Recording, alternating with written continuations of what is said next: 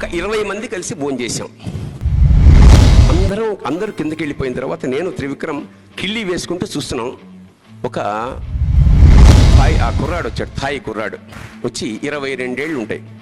వాడు 20 ప్లేట్లు ఒలికిపోయినవి, అన్నం మెతుకులు, చాలా మెస్సీగా ఉంది.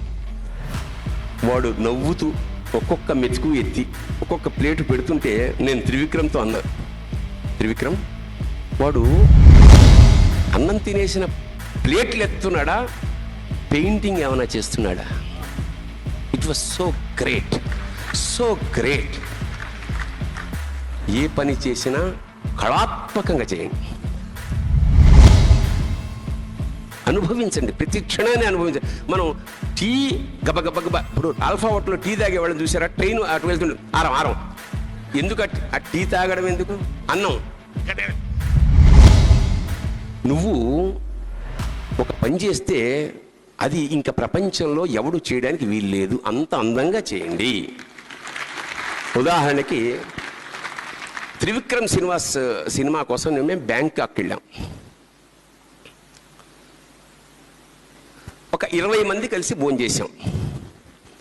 అందరూ కిందకి వెళ్ళిపోయిన తర్వాత నేను త్రివిక్రమ్ కిళ్ళి వేసుకుంటూ చూస్తున్నాం.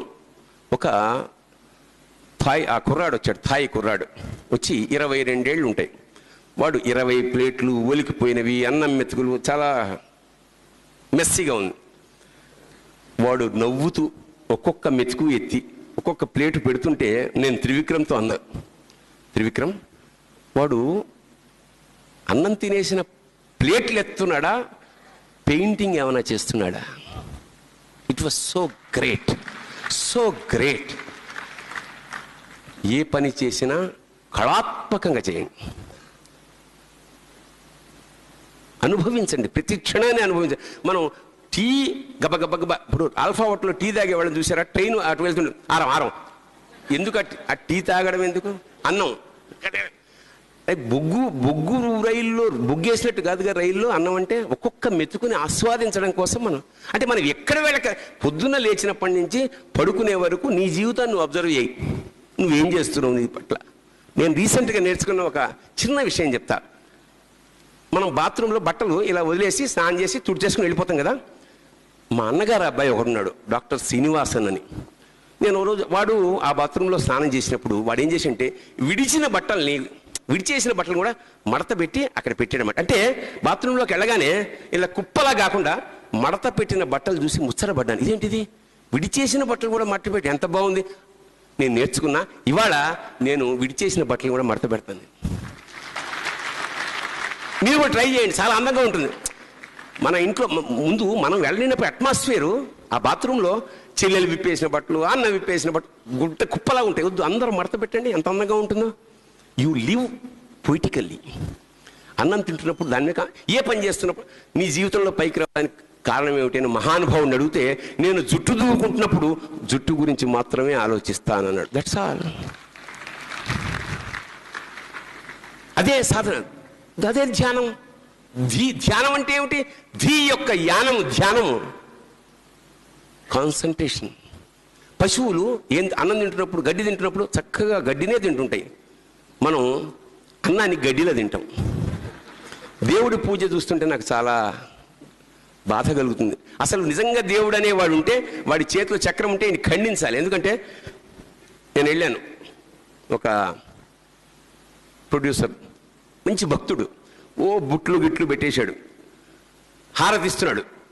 ఫోన్ వచ్చింది, వస్తున్నా, అదే 5 నిమిషాలు అయిపోయింది. నువ్వే అంత బిజీగా ఉంటే అఖిలాండ కోటి బ్రహ్మాండ నాయకుడు వాడెంత బిజీగా ఉంటాడండి. ఈయన చూడొద్దు. ఎప్పుడైనా సరే పూజ చేయడానికి మొదలెట్టిన లగైతు మనం ఓం కేశవాసనారాయణ స్వామి 5 నిమిషాలు వచ్చేస్తా, రెడీ అయ్యి వాళ్ళు వెళ్ళాలి. ఇక్కడ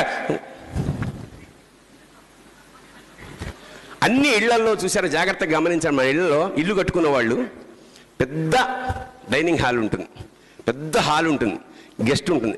దేవుడికి మెట్ల కింద చిన్న రూమ్ ఉంటుంది. ఒకవేళ నిజంగా మన భక్తికి మెచ్చి దేవుడు వచ్చేసాడు అనుకోండి, ప్రత్యక్షం, దేవుడు ఎలా నిలబడాలి? ఇలా నిలబడాలి.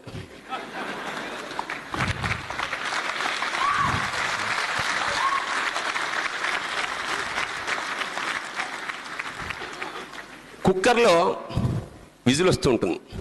ఈవిడ పిల్లల్ని బూట్లేసి పంపించాలి, మొగుడిని ఆఫీస్కి పంపించాలి, పని మనిషి బట్టలు అంటుంది, అత్తగారేమో కాఫీ అంటుంది, మామ ఇంకోటి అంటాడు, నానా నరకం అనుభవిస్తుంది. అష్టావధానం చేస్తా. నిజంగా ఆ మహిళా మనులకు చెయ్యెత్తి 2 నమస్కారం చేయాలి వాళ్ళు చేస్తున్న పనులు. నేను కాకినాడలో ఉన్నప్పుడు మళ్ళీ ఈ పాయింట్ చెప్తాను, మళ్ళీ మర్చిపోతాను, మళ్ళీ చెప్తాను. ఉమెన్స్ లిబరేషన్, అందరు లేడీసే. ఏమండి మా మహిళల మీద పొయిటరీ రాయండి. ఆ సాయంత్రం ఆ సభలోకి వెళ్ళా, రాశాను, మా ఆవిడికి మంత్రాలు వచ్చు. టైటిల్, మా ఆవిడికి మంత్రాలు వచ్చు. ఏడ్చే పసిపిల్లాడికి పాలసీసా అయిపోతుంది, అత్తగారి నడ్డి కింద పీట అయిపోతుంది, మామగారికి వేడివేడి కాఫీ ఫ్లాస్క్ అయిపోతుంది, రాత్రి పడగ్గదిలో నాకు రగ్గైపోతుంది, పొద్దున్నే మా వాకిట్లో ముగ్గైపోతుంది. మా ఆవిడికి మంత్రాలు వచ్చు. అన్ని పనులు ఏకకాలంలో చేసేది అష్టావధాని, మధ్యతరగతి కుటుంబాల్లో స్త్రీలు. పాపం ఇన్ని చేస్తూ కుక్కర్ పెడుతుంది. కుక్కరు 1, 2, 3 విజిల్ రాగానే పరిగెడుతుంది. కుక్కర్ నుంచి అన్నం దింపేటప్పుడే కొంచెం టైం పడుతుంది, అందుకని ఉమ్మగిల్లాలి, తీస్తే ఆకాశం కొడుతుంది. అందుకని ఏం చేస్తుంది ఈవిడ, తీసుకెళ్ళి అభిషేకం చేస్తుంది, నీళ్ళ కింద పెడుతుంది చల్లగా. వెంటనే దాన్ని తీసి దేవుడికి, ఒకవేళ నిజంగా దేవుడు చేస్తే ఆయన మొహం అంతా అన్నమే ఉంటుంది, నైవేద్యం ఉంటుంది. పవన్ కళ్యాణ్ మీ ఇంటికి వస్తే ఎట్లా అన్నం పెడతారా? కాదు. మహేష్ బాబు మీ ఇంటికి వస్తే ఇలాగ అన్నం పెడతారా? దేవుడు వస్తే మాత్రం ఏది చేసినా మనస్ఫూర్తిగా చేయండి, ఇష్టంగా చేయండి. ఇవాళ ఒక అద్భుతమైన రోజు మనకొచ్చింది, రేపు మళ్ళీ ఉండకపోవచ్చు అనేలా చేయండి. లేకపోతే పరమ దుర్మార్గమైన జీవితాన్ని అనుభవిస్తున్నట్లే. We have to live, we should not exist, let us live. మనం జీవిద్దాం, బతుకుదాం.